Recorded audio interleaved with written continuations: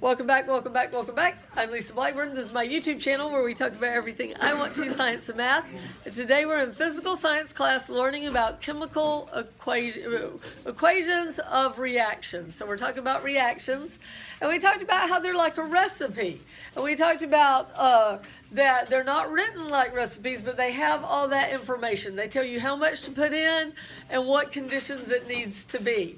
So, what we're going to talk about next is the equation is like a recipe and it gives you information. So the equation as instructions. Now, have I told y'all about the cookie assignment? Did I tell you about that? Yeah, you told us about it. Okay, so that is officially part of your digital learning tomorrow. So if you want to do it, tomorrow's the day to do that. Bring the cookies on Wednesday. And it's on Canvas. If you want to read about it, it will replace your lowest test grade, even if that's a 0. But I won't let you use it for future grades, as far as like, I don't want y'all blowing off this test saying, oh, I'll just make some cookies. You got to have them turned in before this test. Like, it could be for a future test, but you've got to get them turned in before you take the Unit 5 test. Does that make sense to you? I don't want you deciding not to study for a test because I gave you this take-home lab. So do good on the test and make the cookies. That'll make your grade the best. All right, so equations have to have the instructions. A normal recipe, you list the ingredients and there's a little paragraph that tells you how to make it. Well, they don't have the paragraph on the reaction. They put all that information on the equation so you know what it is. So equations as instructions. Y'all know this is the easiest thing you do in here. All you have to do is write down what's on the board. You don't even have to think. Just write it down. So one of the things that it will tell you about is the change in energy. Just like the cookie recipe told what temperature it had to be at and that we had to put energy into it, reactions will also tell you about what's going on with the energy. Energy can be given off, like our match, or energy can be taken in, like y'all have had those cold packs where you break something and you shake it and then you put it on your injury. Y'all know what I'm talking about? So the energy can go in or out. When energy goes out, it's called exothermic. EXOTHERMIC. And you can hear that word exit in it. So if I was to leave the room, I would be exiting. If a reaction is exothermic, heat leaves it. It's hot. The other thing is, well, if it takes in energy, if it feels cold, it's called endothermic. So you can hear endothermic. It's going in. It's going endothermic. They will write if the heat, this right here with the kilojoules is the heat. If the heat is written with the products, it's giving off heat. If the heat is written with the reactants, it's taking in heat. So that is one of those things. So what indicates the fact that it's got an energy change is sometimes it will have triangle H, or change in heat. Remember, triangle means change or difference. Or sometimes it will have it like written a big KJ. That stands for kilojoules, which is a unit of heat. So sometimes it's that way. So if it is endothermic, it is in the reactants. If it's exothermic, it's in the products. So exothermic is there, endothermic is that one. Okay, how do we feel about that? Not too hard? Also, sometimes endothermic is written and exothermic as positive and negative. Endothermic is positive, exothermic is negative. Do you like my little joke? What are you doing today? Because see, this is water. We were making water there. Maddie's rolling her eyes at me. She's is not appreciating lame chemistry humor. All right, so sometimes reactions indicate the amount of matter. No, the state of matter. The state of matter. It does the amount too. But y'all don't have to learn that. Chemistry does. Y'all don't have to do stoichiometry. So if y'all had chemistry last time, you can go, good. I don't have to do that. All right, the state of matter. So for example, on this reaction, you see that little S? What do you think that stands for if it's a state of matter? What state of matter starts with S? Solid, right.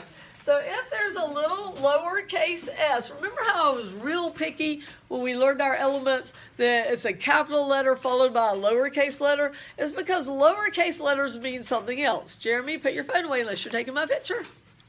No, then put it away. So lowercase s means solid. I'm going to try to scroll up. It's always risky, but I'm going to try. I'm feeling very positive about the scroll today.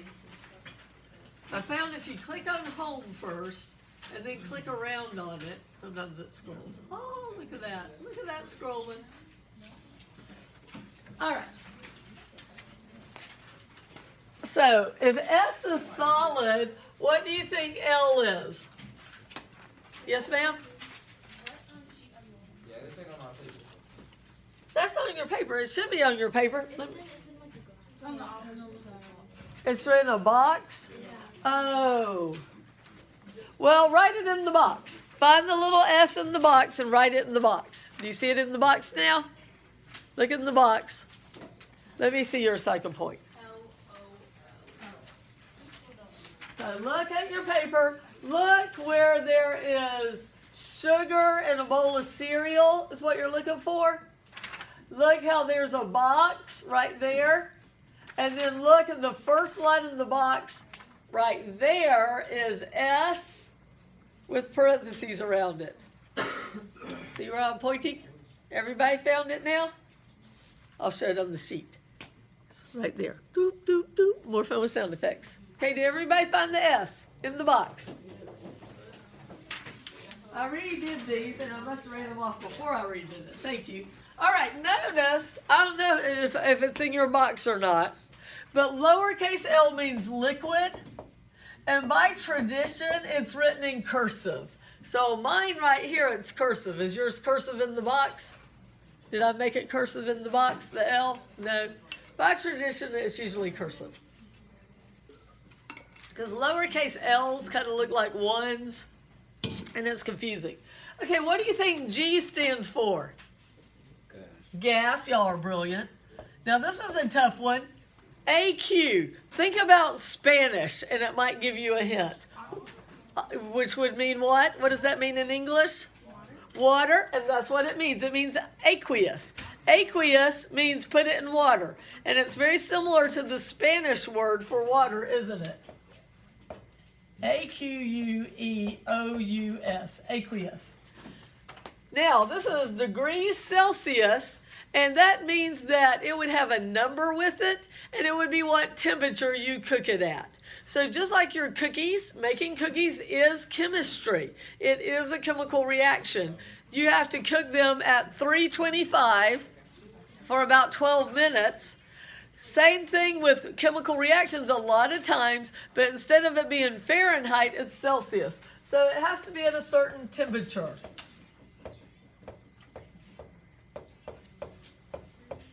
Okay, CR is similar to the aqueous one. It means you need to use it in crystal form. You need to use the crystals. So it's crystalline. Crystalline. Crystalline. At least I can write it bigger since mine isn't in boxes. Now an arrow up would be written up here, and it'd be just like that.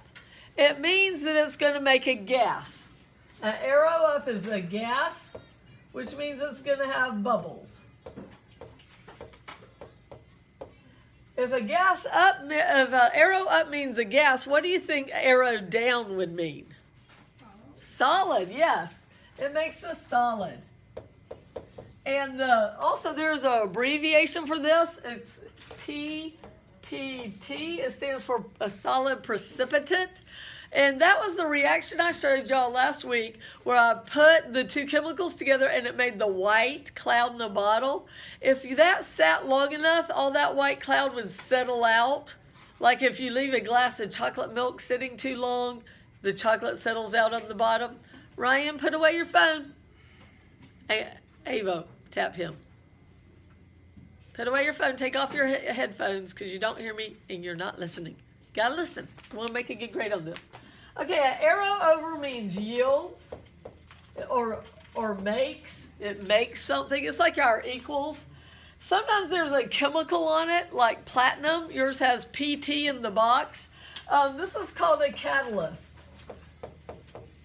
It is something that helps a reaction happen, but doesn't really take place in the reaction. It's like a matchmaker. In biology last year, you learned about enzymes in your body that act as catalysts. It makes it where chemical reactions happen in your body, but the catalyst just gets the chemicals together and makes them react. Do you remember learning that in biology? Amino acids, a little bit, nice young bases. If the arrow, this arrow right here, goes both ways, it means that it's a reversible reaction. Now, some reactions you can't reverse. When I burnt my match, I cannot get that match back again. But y'all already know all about reversible reactions because you carry around what Ryan had out earlier and Jeremy. You have these phones. The phones have batteries in them. The batteries have chemicals in them. The chemicals react and produce electricity to run your phone. But what about when the chemicals get all done and your phone can't run anymore? What do? You plug it in. You reverse the reaction and you recharge the chemicals so they can react again. So some reactions are reversible, like rechargeable batteries. Does that make sense, Ashton? Phone and earphones. I want you to hear me. At least take one out so I know you're listening. And don't look at your phone. Listen. Y'all, I want better grades on tests. And to do that, y'all need to focus. Just for a little bit. We don't do notes every day. In a lot of classes, every day the teacher talks all day, don't they? So boring. Not in this one. We do the notes, get them out of the way, and then we do labs and worksheets and activities. Much better. So just really try to make yourself pay attention when it's notes. Okay, what does a triangle mean? I've taught you that before. Change. But if you see a reaction, it means change in heat, so you have to heat it up. A triangle means you heat it up. So your cookies would have a triangle. You got to cook cookies. Well, unless you eat the dough raw. But if you eat the dough raw, you got to make sure the eggs are okay or it'll give you salmonella and you'll get diarrhea. You don't want diarrhea. All right. Also, sometimes they'll just have the word heat, and that means you heat it up. Same thing. You have to heat up some reactions. Sometimes you have to put it under pressure, and they will give you a unit of pressure, and 1 unit of pressure is kPa. It stands for kilopascals. There's a bunch of units of pressure. There's atmospheres, there is millimeters of mercury, inches of mercury. You hear that one on the weather sometimes. Because pressure will tell you if it's going to rain or not. So, and then sometimes a little e, like Frankenstein. What did Dr. Frankenstein have to do to the monster to make him live? Sometimes you got to shock it. So a little e means electricity. So you have to shock the reaction to make it happen.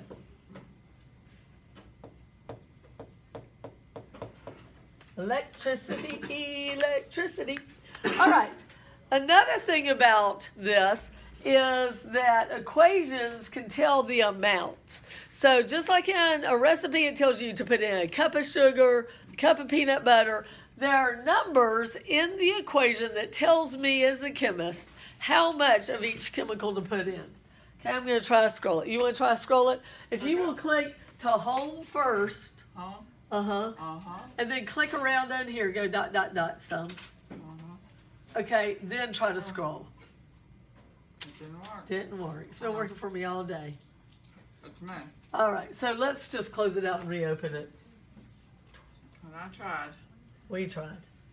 All right, so we got to go back to physical science Word documents. I was over here Scroll to taking notes unit too. 5, second period, that's you. Let's see if we can. Oh, there we go. And most of it's still Most of it's there. saved. Uh-huh. Okay, good. All right. So, look at your next part. Let me go back to draw. So these big numbers in front, see that big 6 before the O2? There's an understood big 1 before the C6H12O6. These are the coefficients. They're called coefficients.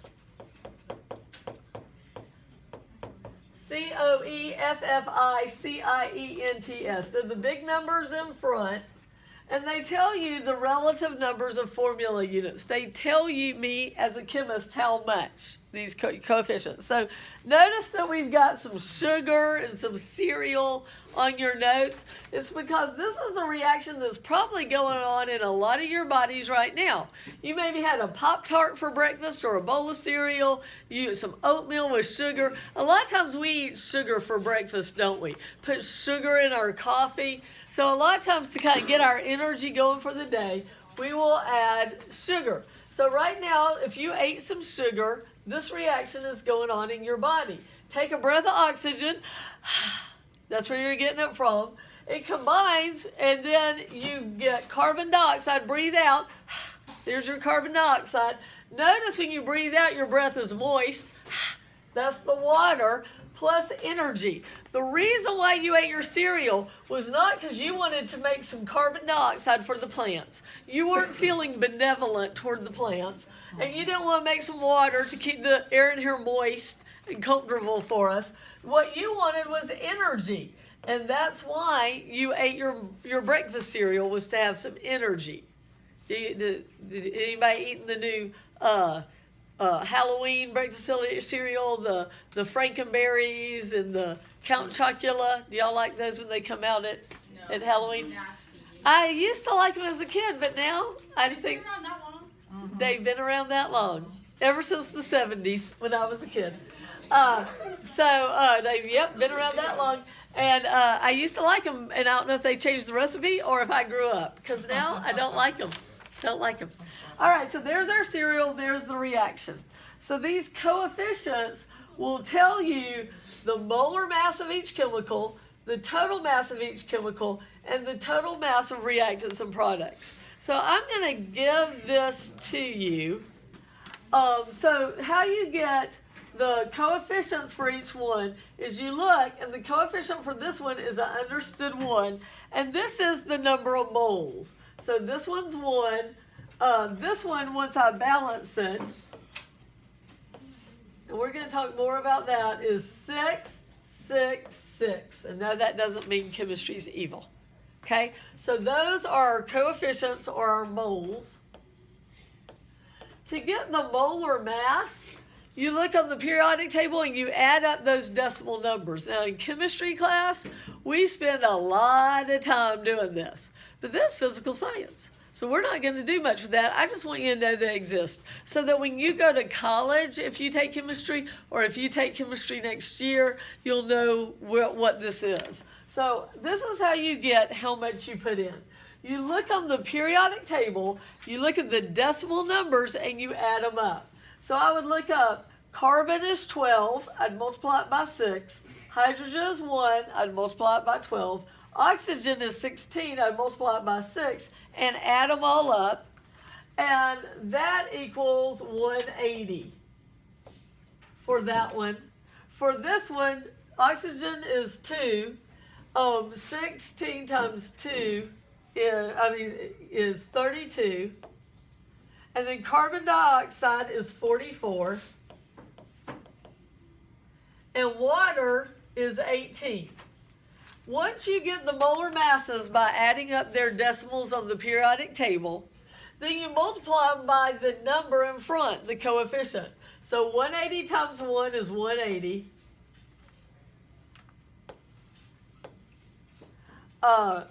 32 times 6 is 192. Oh, yeah. Carbon dioxide times 6 is 264. And 18 times 6 is 108. And that's our total mass. So any other squares in your chart, don't worry about filling out. That's all I wanted you to see. And once you've got that, if there's more squares in your chart, don't fill them out.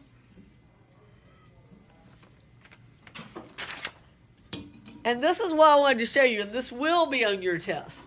If we added these all up for the total amount, if we added up these numbers, 180 plus 192, it's 372 grams.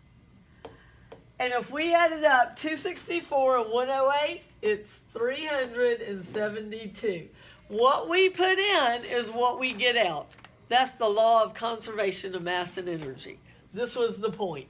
So whatever you put in, that's what you put out. We would put, if we did this in grams, we would put in 372 grams, and if we weighed all of our products, they would weigh 372 grams. And we're going to do a little lab with that when we finish the notes. Hopefully today you'll have time to do it. Does that make sense to you? What the atoms you put in will be the atoms you get out, just rearranged. So if you weigh them before you put them in, and then after you do the reaction, they should weigh the same thing. Any questions about that? All right. So they are the same. They are equal. And I don't know if you've got that on yours. Okay, so the coefficients are the big numbers in front. The subscripts are the little numbers underneath. For molar mass, to figure that out, you would look on the periodic table. And then you add them up. Now, how can reactions be used? Putting reactions to work. If you make the cookies, why do you make the cookies? What do you want? To eat the cookies. You want to eat the cookies. So the reason why you do that chemical reaction, oops, we need to scroll again. Okay. The reason why you do that chemical reaction is the products. You want the cookies. How about my match? When I lit it, is what I wanted a burnt match? Did I want the match? No. What did I want? What do you want from a match? Why do you light a match? You want the heat. You want the energy. So the reason why you would want a reaction is the products. Ooh, that scrolled good. I know. I'm gonna put it back on. Is the products or the energy.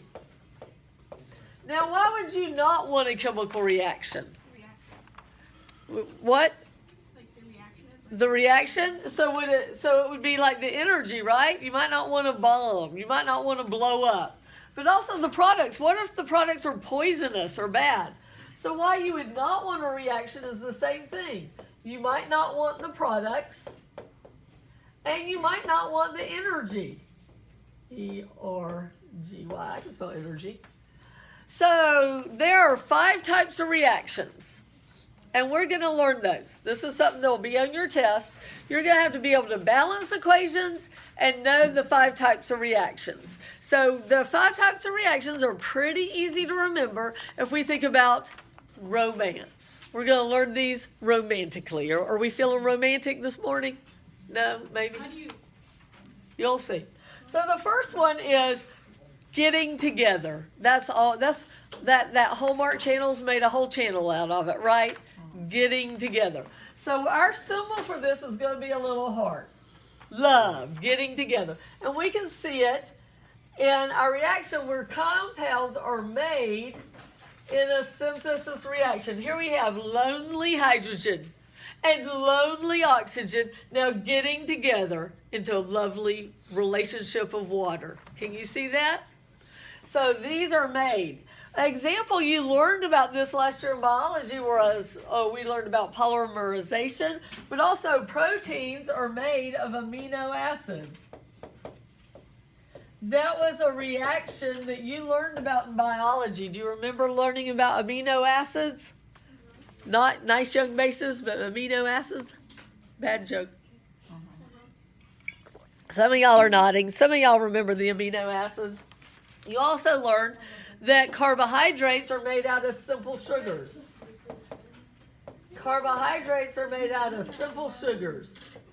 Do you remember learning that about the fructose and the glucose? Do you remember that in biology class? Now, if there is love, if there's getting together, what does there also have to be?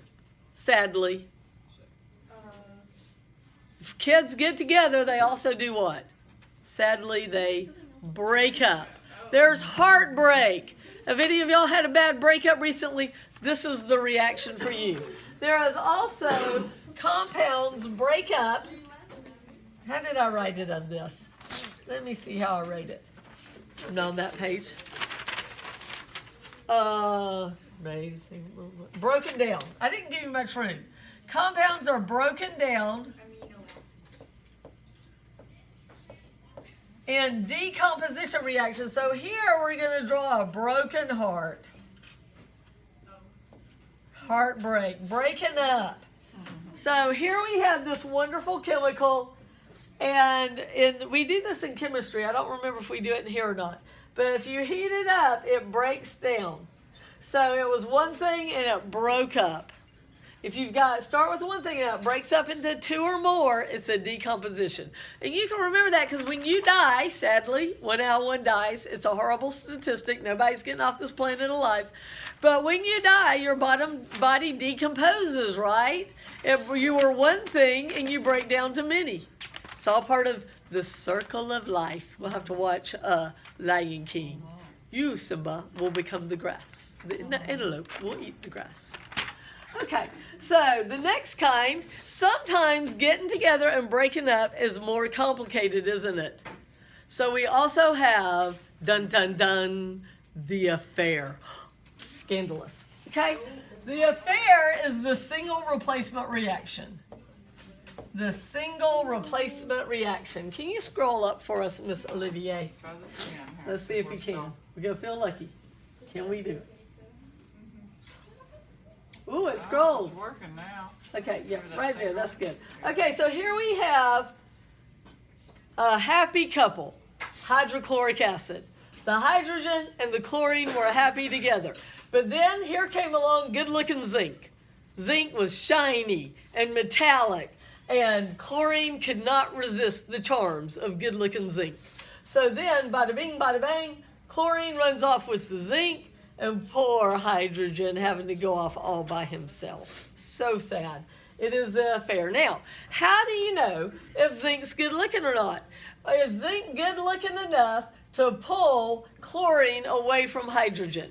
We have a chart that I will give you that is a series, it's an activity series, and whatever is more to the top is better looking, is stronger chemically. And so if a chemical's on top, a chemical on bottom cannot replace it.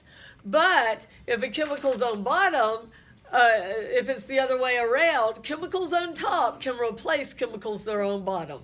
It's like a strength chart. And don't you have like a little wrestler or something drawn on your thing? When I taught in Cobb County, the wrestling team had a chart like this.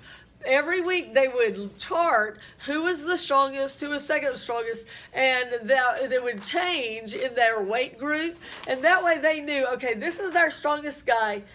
They were all guys on the wrestling team. I don't know if we have girls here, but they were all guys. And whoever the strongest guy is, they would make sure they would face the strongest from the other school. So everybody was ranked. You wouldn't want your wimpy guy facing their strongest guy. He would lose. You wanted your strongest guy against his strongest guy. So there was a chart just like that, but instead of being chemicals, it was actual wrestlers.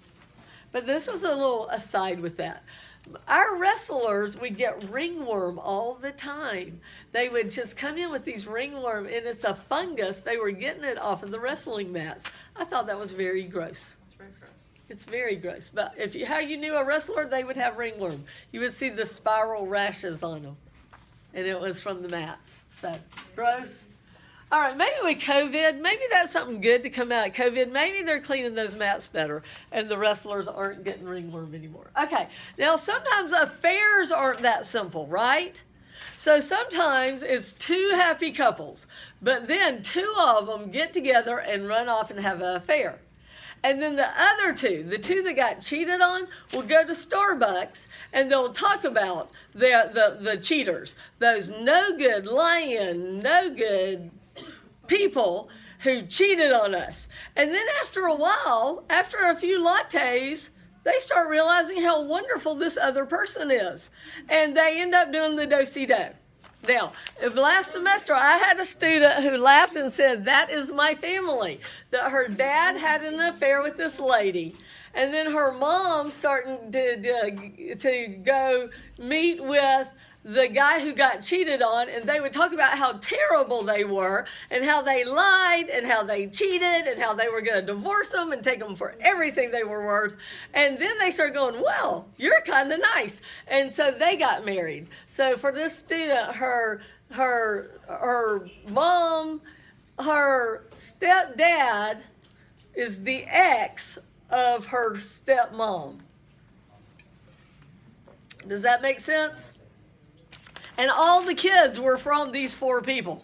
So, like you were like double stepbrothers and stuff. But anyway, she said that she really liked her stepdad better than her dad. That she was, as a child in this situation, she was pleased with the do-si-do. That she liked her stepdad and her mom better than her stepmom and her dad. So anyway, it happens. It's not just a chemical reaction. This is called double replacement. Do y'all know anybody who did the do-si-do double replacement reaction?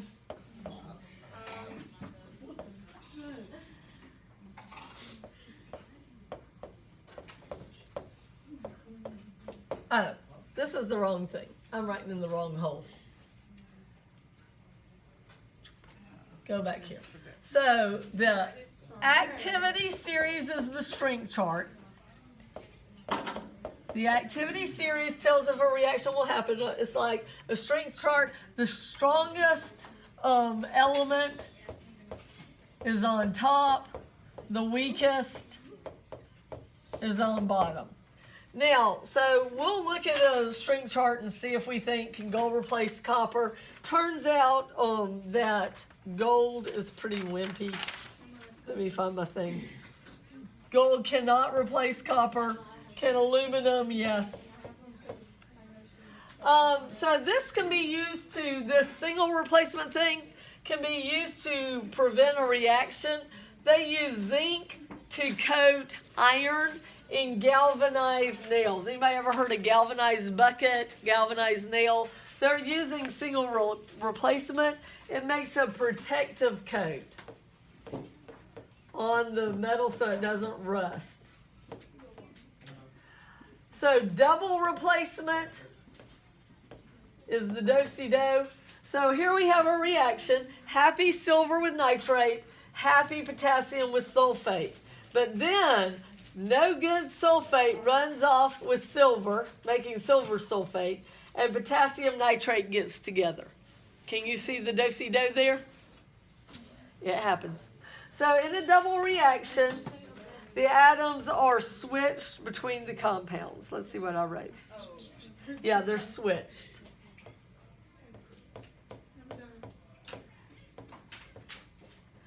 But still, notice, the front switches with the front and the back switches with the back. Cations, the positive ones, are always first. Anions are always second. The metals are written first. The non-metals are second. And that's how you know how it switches. Will you scroll for us, Miss Olivier? Okay, and we have one more kind of reaction that y'all are familiar with. Okay, it's called combustion or burning. Combustion is burning. It's adding oxygen. Now, you know that scientists are nerdy, right? And we argue about things like, is a rabbit is a guinea pig a rabbit or is it a rat? And so there's arguments about how to classify guinea pigs. Well, this is one of the things we argue about in addition to guinea pigs. I'm on team rabbit. I think guinea pigs are much more like a rabbit than like a rat. But but this is another one. By definition, combustion is adding oxygen. So this has sulfur and oxygen making sulfur dioxide.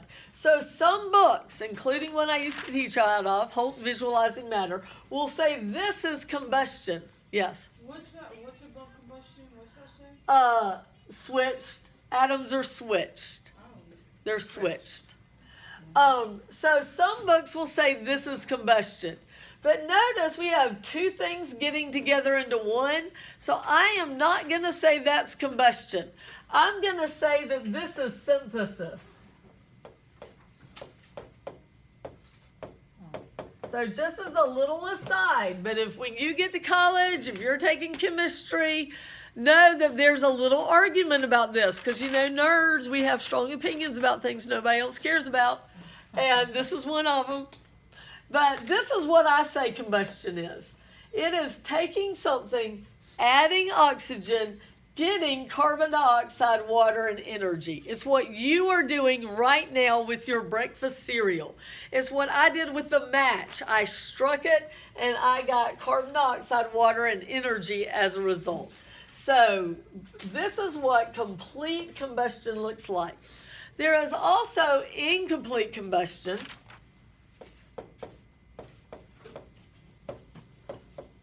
Complete combustion is when we burn the methane on our Bunsen burners. Complete combustion is what you are doing, burning your cereal. There's not a little fire in you. How you're burning your cereal is you're chemically burning it. But it's still, this reaction is still happening. But if it's incomplete combustion, like you're lighting a candle, there'll be smoke, ash, and carbon monoxide. And I've told you, carbon monoxide will kill you. Do you remember where I told you how Southerners kill themselves with carbon monoxide? The garage. We talked about that, and the kids in the back of the pickup. Wasn't that this class we talked about that? Yeah. Were you not here? You might not have been here that day. There were some kids in Georgia. The parents put them in the back of the pickup truck, drove them to Alabama. They would ride in the back of a covered truck, and there was exhaust leaking into the truck. Got to Alabama, all three kids dead. So be really careful about carbon monoxide. It will kill you. It's colorless, odorless, and deadly. Yes. Would they have gotten charged for murder for that? No, they wouldn't, because they didn't do it intentionally. So I think it was a tragic accident. Who said they didn't know? Maybe they did. Oh. That'd be sad. We're going to hope not. I think that's child abuse anyway.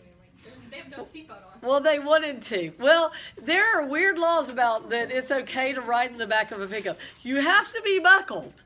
Unless you're in the back of the pickup, then it's okay. We got some weird laws in Georgia. Unless they closed the pickup truck law, that loophole, it was legal to ride with no seatbelt on at all in the back of a pickup truck. And I'm like, okay, that's weird, but that's what it was. I don't know if they've changed the law, but that's what it was not long ago at all. Okay, so that is the notes, and we are going to do a lab now. So, like, share, subscribe.